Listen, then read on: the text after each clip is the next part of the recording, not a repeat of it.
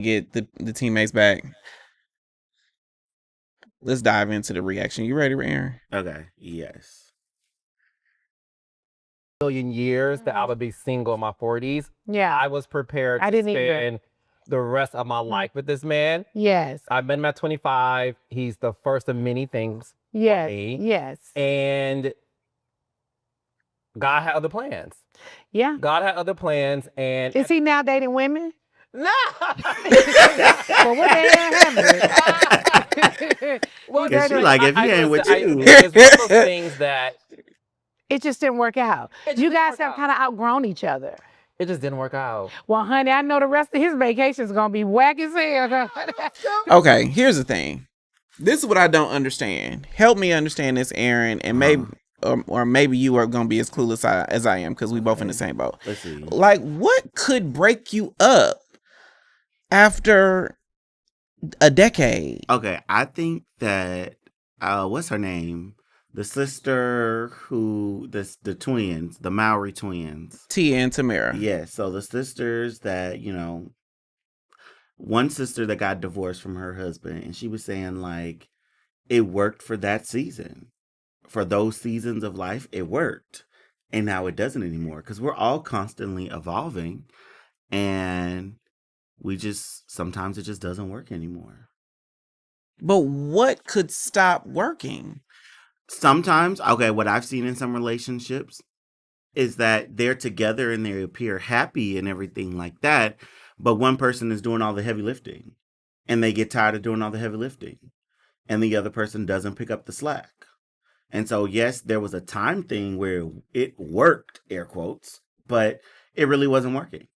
Or somebody that I know, they realized that they were making their 26, 27-year-old self pay for the mistakes of their 19-year-old self.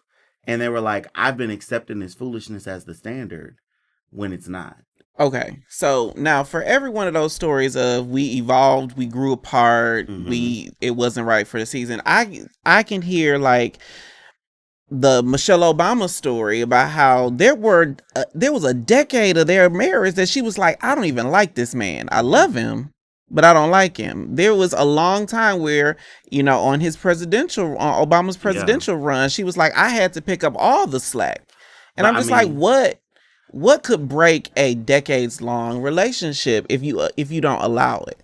We can't compare ourselves to Michelle Obama and Barack Obama. She was literally married to the president of the United States. He wasn't the president when she was going through all that bullshit, when though. She hated him. When she didn't like him, he was not the president. Was he the former president? He was a senator, and she was that was when that a lawyer was. Oh, okay. Like they started at the bottom, now they here. That is why I think their story is so amazing, is because she weathered every storm with him. Yeah, but I mean, that's not everybody's portion. Everybody's built different. So while that could work for her, she can see the man that she fell in love with and constantly see that and make that choice to be like, you know what, I don't like his ass right now, but I'm gonna stick beside him. Everybody ain't got that same ministry. They're not set up for that. The only reason I'm so curious about this is it feels like gay men are more often than not saying, fuck that nigga, then I'm gonna stick beside him. I mean, we had like as flimsy as some relationships are, gay men relationships are like one ply toilet paper, it feels like. Some of them, yes. And a lot of them that we see in mainstream, yes. Because the flip side of that is the relationships that are the strongest are the most boring. Yeah, they're so mundane. They are so go to work, come home, somebody cutting the grass and somebody cooking, and they just living their best life. Hey, Kevy Kev, let's keep going. Hold on. You put the stank on them vacations, baby. I know you did that. Well, the thing that you and I have in common is we love to travel, and this is why I don't think you and I are good at dating. Beard. Okay. Because you and I don't like to just talk to everybody. No, I don't. Because we don't like telling people our business. Yeah, and I don't want to talk to everybody, period. Me neither. Stop looking at me like that. Like, why are we talking? No, I want to talk to somebody else, And what I realized dating after 40 is, and I want to get He your is so opinion on fine. this. Some of the men who I've dated around my age, I've discovered that they're set in their ways. Yes, they are. They're stubborn. Especially men. They're stubborn. Yeah. That man is so fine. I just can't. I can't get over how fine this man. Carlos King, come on my show so I can flirt with you in person. Everybody He's in tag Atlanta, Carlos right? King. I wanted the raindrops. I just want to be in your presence. Maybe squeeze your nipple a little bit. But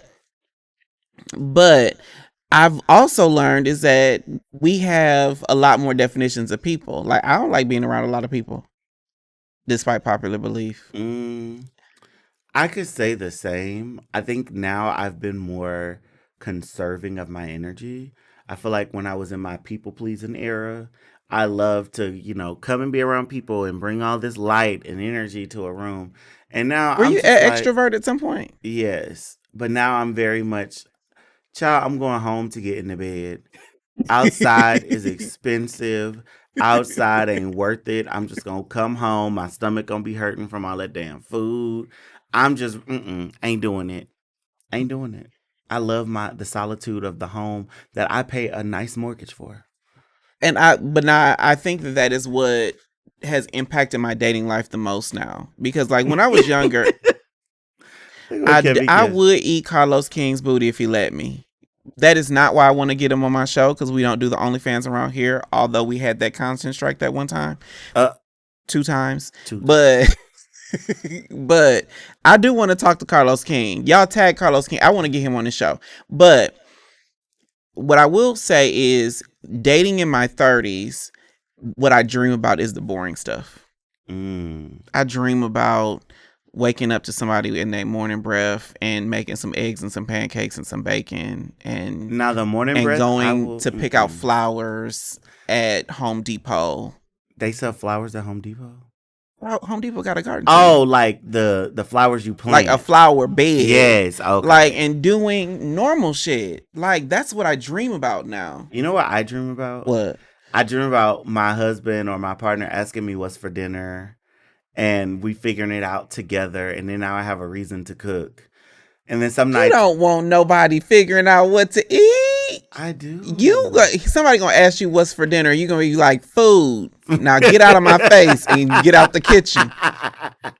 Or us, actually, no, because with Jack Curious, we had cooked together that one time, and child, I was like, get the hell out of my kitchen. All right, Michelle said it best. Most of my life and relationships are lived in that boring space, but it's really boring, or is that comfortable not performing 24/7? I think, now let me say, I'm not using the term as boring as a negative thing. I actually think boring is the sweet spot. Yeah. That the mundane, day-to-day, this my man, I'm gonna stick beside him stuff. That is the good stuff in relationship. Vacations and being on and white parties and beaches and all that's the glitter and the icing to me. I think the boring is the part of the relationship that I look forward to the most. Yeah. Because I feel like I don't even like that shit single. Like a lot of times when you go to events Aaron, for singles. Now, the first year I saw you, you was like, well, I'll be in Spain in 2 weeks. And then two weeks after that, I'm going to go into Berlin. And then I'm going to see Beyonce in Amsterdam. Like, that was your life for like a good 18 months of our friendship. I mean, yes, but I'm not saying that. I said going to parties. I didn't say get on the airplane. I will go one gallivant. thing about you is you will be on an airplane if nothing else is sitting somewhere and get some room service. Yes, I will gallivant throughout the country. But again, I'm not going and doing all these things, taking all these pictures. Child, most of the time, my friends got to force me to take pictures. I'm just living in the moment. Like, if all we did was walk around Amsterdam for a day and just walk, no direction, no nothing, I love it. I love it. And the weird part about being a content creator, because that's what people call me, is I'm not the one with in my phone. So I went to Cape Town. Me and two other creators were flown to Cape Town. Will not say who they are, but what the distinct difference between me and them is everything was pictures and selfies and record this and record that. Meanwhile, I'm talking to the actual people in front of me. Yes. And that is just not, I ain't about that content creator life. It's just like what you say. Good sex looks bad on camera. And bad sex looks really good on camera. And I think life is the same way. Good life is not photogenic. It's not. Good life is boring as hell. There's bad lighting. There's no angles. I'm comfortable, but I got a blanket over half my face and crumbs and morning breath, right? Yes. But when it's manicured and on a beach with the best lighting and that summer glow and all of that, that's when you put way too much energy. I'm like, I send it all back. Send it back. Tell said, yes, agreed. I think this is our issue in community as well. Media and other things have tricked us into being obsessed on a high time roller coaster all the time. I agree. Right. I think that we have this unnecessary infatuation with being photogenic and Instagram ready. And that is just not life. But let's keep going with Carlos. Okay. And they don't want to alter their routine in order to get to know you better and better. They do not. And that's been challenging for me because, and this is no shade and no disrespect. I run companies. I have a hit podcast. I do a lot of things. I'm very busy. I'm very busy, right? Right. Very rich bitch. If I can make time for you, no one can tell me you're busier than me, right? Because you're not. So I don't subscribe to that. So I do find that, again, it's my experience. I'm not talking about everybody, but my experience has been very challenging with men around my age. And what I have discovered going a little bit. Okay, so I'm gonna assume he's in his 40s just because I'm gonna Google real quick of how long I have seen him in the public eye, right? Isn't but Nene don't look it, but Nene's in her 50s, right? Well, when she and Phaedra when Phaedra's first season, Nene, I'm 43. 43 to be exact. 43. I just turned 43, as a matter of fact. Well, very good. Happy birthday. So Nene was 43 when Phaedra was just starting on the Housewives. Yeah, and she was like 39. So, and that probably was like 10 years ago. Oh my God, Nene Leakes, go on ahead. You a bad mama jamma girl. How old is Carlos? Is what you trying? It's supposed That's to be what I'm Googling, supposed to be girl. trying to find. Child, you know how this go in my head. But I think that as much as I talk about how my dating has changed now that I'm older, I do acknowledge though I'm more of a curmudgeon. Like I'm more set in my ways. More. What is a curmudgeon? Somebody who don't change, stubborn. Oh, okay. Carlos, Kevin Kev says Carlos is 45. Yes. The older I get, the more I am like, this life has worked for me. It's gotten me here. But it's harder for me to change it or see the need to change. Yes. I think for me, the way my brain works is I have to see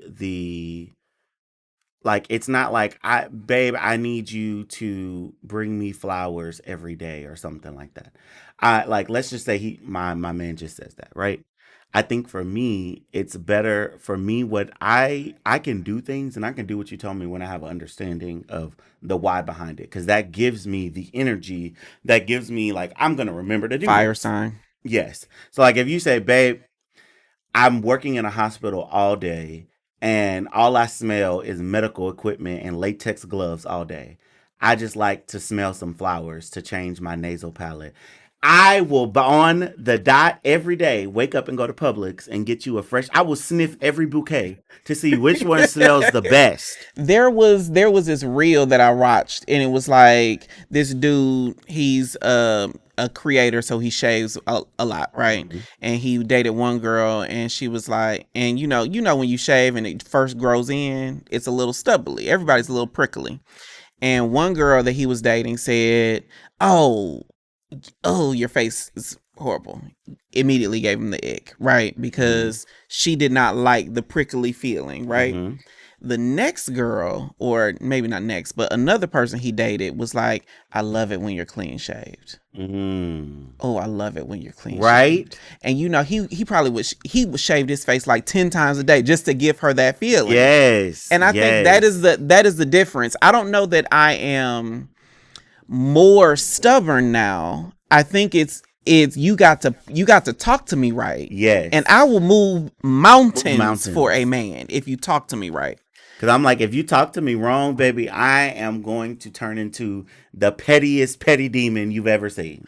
But if you give you the right motivation, you will move mountains. And is that y'all's notion in the chat?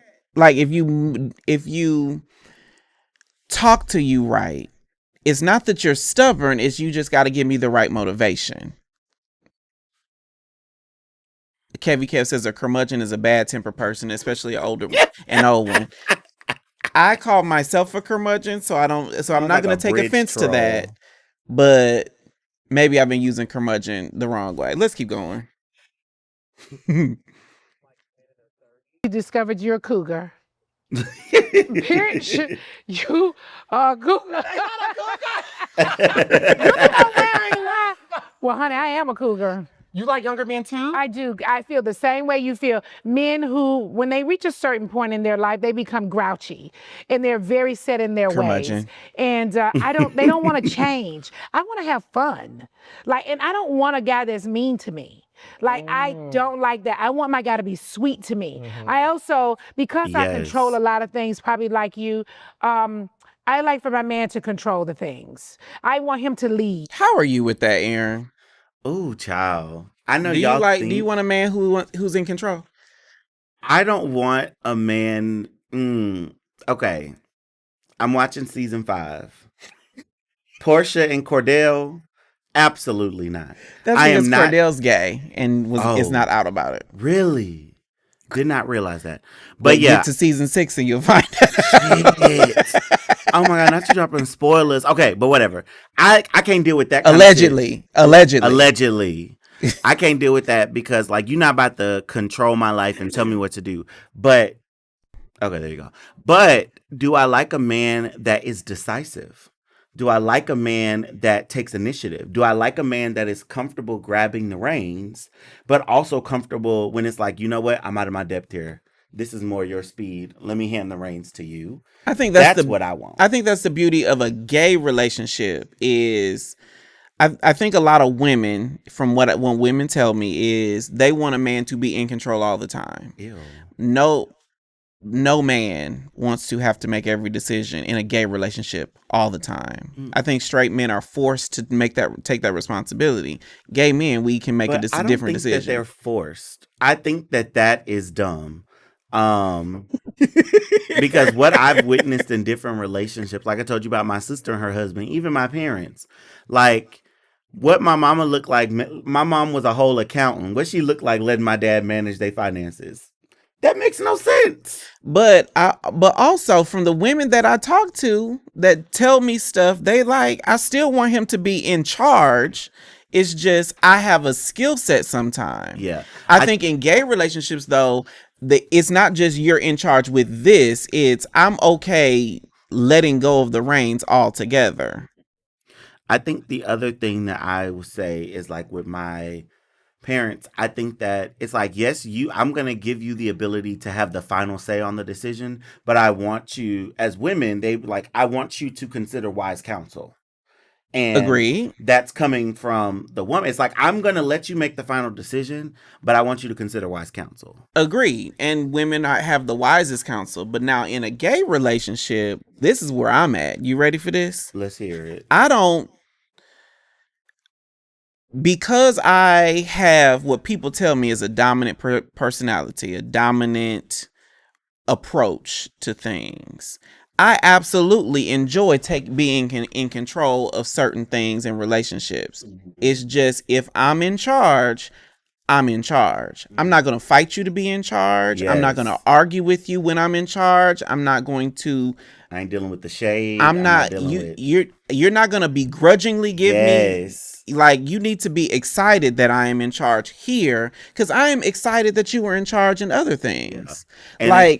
Like my biggest pet peeve, and this is a small example. Like, if you say, Jay, I want to go out to eat tonight, can you plan something? Absolutely. I will plan it, but I'm not going to circle back and be like, do you want this? Do you want that? You're going to get what I give you, and you're going to love it, because I'm going to take all of your input. I'm going to be considerate. I'm going to buy you flowers. I'm going to smell good. I'm going to tell you when to be ready. I'm going to pick you up. I'm going to open the door for you. I'm going to pay the tab. I'm going to take care of it.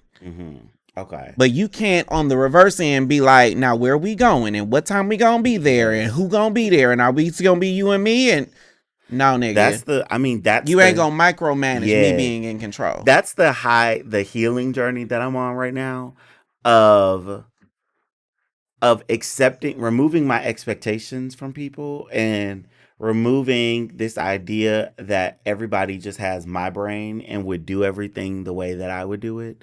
And I'm slowly realizing the power in that. And realizing that thank God everybody don't have my brain. Because my brain Thank God. We have ADHD, right? We have ADHD. I know, child. And my brain thinks that this brain is the best brain ever. And it's like, Aries. Why didn't you think of this? Do it like this. Bop, bop, bop, bop, bop. And it's like, child, thank God they didn't do it like you. But I think the biggest misconception in our culture is submissive is not bitchy. Yes. Submissive cannot ever be bitchy. Because if it is bitchy, it's not submissive, unless that's your thing. You can be a brat. I guess. There are a lot of people that have a kink for bratty, like someone who want their man to put them in their place. That's a thing, a sexual thing. Nowhere. But I think a lot of us are confused, thinking that letting him take charge means that I can the whole time, and that no man wants that ever. Child, you know what's circling in my head right now? Completely unrelated, ADHD. You talking about that man who, I'm not gonna say his name, was allegedly gay, and I'm thinking back to a scene when they were talking about the dresses, talking about he picked out her. I was like, wait, what? Yeah, I mean, I was like, what? But okay. Yeah. Panthro said, now there's a whole bunch of comments. We're going to run through those in a second because we run out of time. But Panther says, the micromanaging a relationship is a red flag for me. But Panther also says, I love being a brat. Again, being a brat and being bitchy are different. Being a brat is a kink, and I can get into that. If you want me to put you in your place, I can get into that, and I can be that kind of dominant for a moment, because I think there is a level of performance to kink.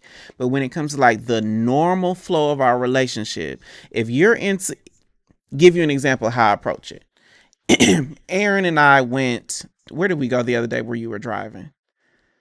I drove you somewhere? Yeah. We went to the barbecue spot. You remember that? Yes, that's barbecue. So we go to the barbecue spot. Aaron's driving. He's in the driver's seat. I'm not going to be the one to be like, you need to make a left turn up there and don't listen to that GPS and blah, blah, blah. Yeah. Nobody likes that. When he's driving, I'm just excited to be on the journey. Mm-hmm. And in the reverse, if he's in my car, just be excited to be on the journey, and I will figure out our way to get there. And if I need your assistance, if I want you to navigate, if I want you to do something, I will ask for that. But when you nope, I'm good. Throw it all away, get somebody else to do it. But that's me. Run through those previous comments, because we about to get up out of here. Tell says, as I've gotten older, I realize that a lot of us are older biologically, but mentally stunted. Like Jay said, it's about how you talk to people or communication. Unfortunately, they are not synonymous. I think very fortunately, they are not synonymous. Robert Diaz got a new picture. He got a new profile picture. Hey, it's Robert. Giving Prince. It is giving Prince. Right? And Prince was so sexy to me. Okay. It's not what you say. It's how you say it. Got it. Thank you, Robert. Holla at your boy. A. It's from the idea of patriarchy that's ingrained in all of us. Sometimes we can break from those norms that we've been taught. I agree. Patriarchy is ingrained in a lot of us, but I think in order for us to be successful, we have to put a lot more intention in unpacking and breaking those chains. Dabble says Aaron is spitting. Thank you, Dabble. Now, Aaron be spitting facts all the time, whether he got a mic in front of him or not.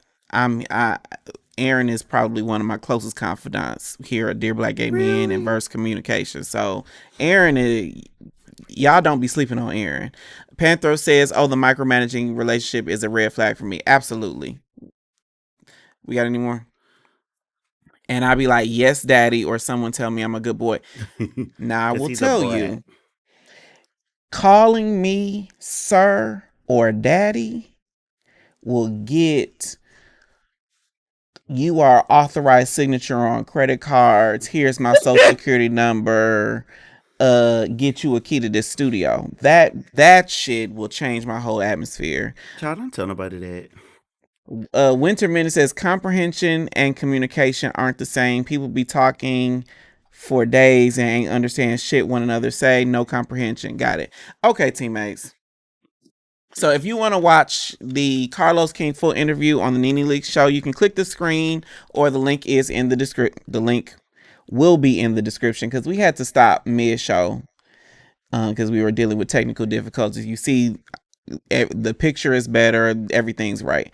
But we have already done. I'll check this out. Okay. Commenting on comments. Before we head out. Yeah, I think it's time. Let's comment on some comments. Oh, Lord. Comment on comments couldn't be found. Where is it? What is that? Why are there two of me? There's two of you. I got you. Either way, there are two of me. I asked on Instagram in our broadcast channel, what is the most important thing to discover in the first 6 months of dating? Mm-hmm. The options were, you ready, Aaron? Yeah. The options were attachment style, love language, his financial situation, his sexual position, his living situation, his friend circle, or something else. Of those, what is the one that sticks out to you the most? What's something you absolutely need to discover about this man and be clear on it in the first 6 months? What would you pick? When it says your financial situation and how you, I think I look at that as not just how much money you have coming in, but how do you steward your money? Because in this economy, baby, I got just enough for me. But is that okay? So you want to get clear on his financial situation by 6 months in. You need to be clear. This is how he make his money. This is what he got going on. Okay, what do you think the girl said? So there was one option in there because I also voted in the thing. There was one option in there talking about attachment style, and so many people voted for that one. And I'm just like, have y'all even taken that quiz to know your attachment style, or do that just sound good? I think that attachment style is really critical. That's what I said as attachment style. Because I mean, maybe I am just lacking and I need to go figure out what my attachment style is. I think attachment style helps you understand the baggage you're bringing into a relationship, especially if you don't have a secure attachment style. Like if you're anything but secure, you are bringing some baggage into a dating situation. Okay. And it's important for us as we're single to figure out what that is for us. But also it's important to recognize his. Yes, because I feel like maybe I just call attachment style something else. But I think the sexiest thing on a man for me is how secure you are with yourself. Like I pick up on where do you get your validation from? Where does your confidence come from? Where does those things come from? Because it's like, I know that sometimes I could be oblivious and it's like, I can't validate you all the time. But you know what that is? What? That is attachment style. I guess. And I just never, took the quiz to say, oh, I'm this. Like I took the love language quiz and the BDSM quiz, but I ain't took the attachment style quiz. So let me step my cookies up then. So the funny thing is, the top number one that everybody said was attachment style. Not everybody. The most voted was attachment style. Second was his financial situation. So you know what I want? What's up, Rolando? Rolando is in the chat. What I want is everybody who put attachment style to put their attachment style. That needs to be the prompt for the day. Put your attachment style. Yes. Now I have said that I have I know I have an anxious attachment style, and you know I am in therapy and whatnot. Mm-hmm. I am not nearly as anxious as I used to be. Mm-hmm. But when I said that out of my mouth, all the comments were like, "Jay, you are broken. You got trauma." I know I got things to work on. Yeah. I mean, like all of us have some things we got to work on. All of us do. Because I feel like I'm never mind. Oh, child. I was about to say. Here we go. Okay. Joining our broadcast channel on IG is the best way to get the latest of what's happening on the show, exclusive insights, and kikis that we're having here at the studio, and opportunities to chill with me when I'm in your city. Just follow at JAI the Gentleman on IG. Join the DBGN Fam broadcast channel for free. If you want if you want your voice heard, make sure that you tapped into the conversation. This is always one of the best parts of my Tuesday and Thursday. That was our show. I am Jay the Gentleman. We will be right back here on Tuesday with another episode of Dear Black Gay Men in the Morning on Tuesdays and Thursdays, 11 a.m. Eastern, 8 a.m. Pacific. Then the podcast is new on Wednesdays. I appreciate you more than I can ever express. That was our show. I am Jay the Gentleman. I'll talk to you next time. Bye.